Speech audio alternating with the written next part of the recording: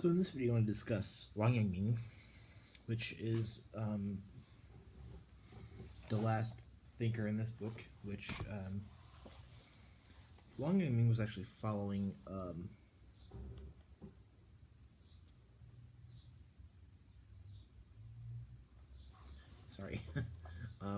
Wang-Yangming was following Chushi, so I haven't done Chushi yet, so it's going to be like a little bit longer video, as long as the one on my video on Chushi was.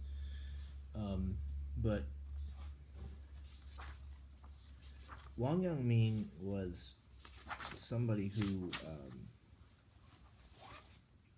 read the Great Learning a lot, and like I said, there's a few books which were important to these thinkers. 4 books: the Great Learning, Doctrine of the Being, the Analects, and the Adventures. 5 classics: the Book of Poetry, Book of Documents, Book of Rites, Spring and Autumn, and the I Ching, or the Book of Changes. So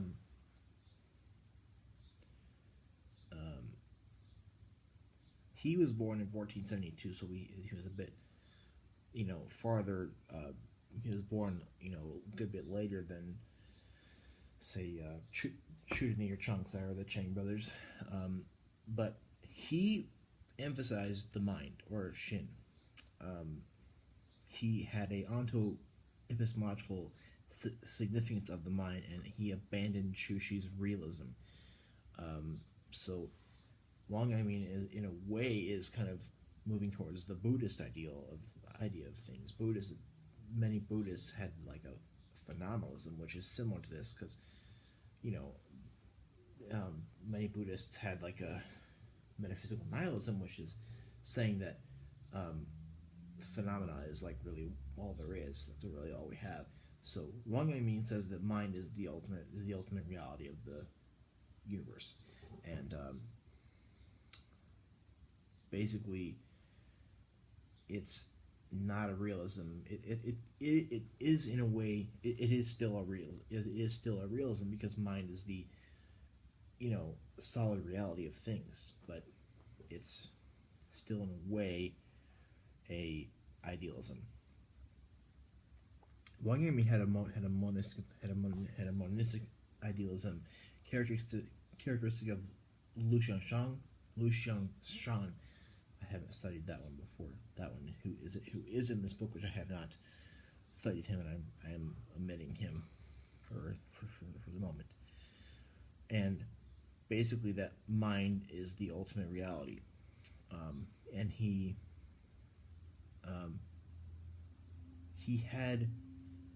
tried to systematize the learning school, or the mind school, and he didn't try to distinguish between above and below.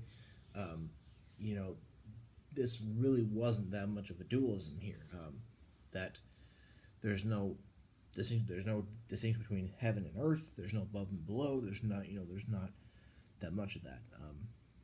Mind, there's Shin and Li, are identical, and mind is key to understanding principles of the universe.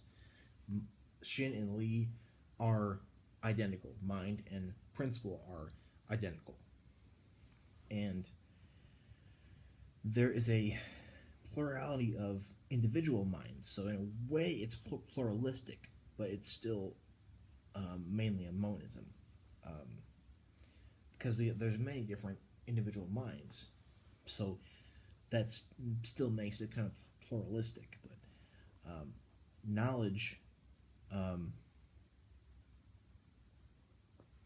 knowledge is, same with him and others, is a interaction and makes one close to what is known. There's good and intuitive knowledge,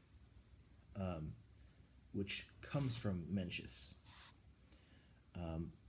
Good or intuitive knowledge is bestowed on man by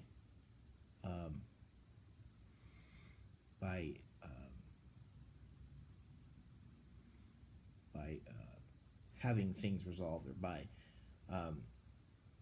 having things be basically bestowed upon that way. Perception. We have perception, moral insight, and conceptual knowledge. And through intuitive knowledge, you have finishing um, um, um, furnishing to us what is certain required virtues. Um, so one being, this having selfish desire doesn't isn't is basically the source of this is evil. Selfish desire is the source of evil, and selfish desire is the opposite of intuitive knowledge. So if you're trying to, you know,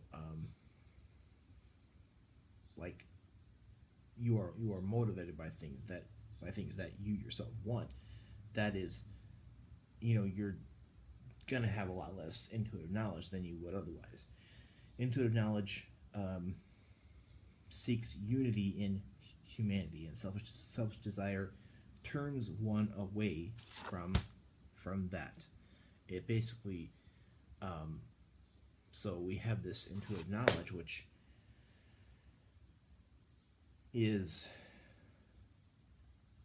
has to do with it, because we have this emphasis on the mind and good and intuitive knowledge,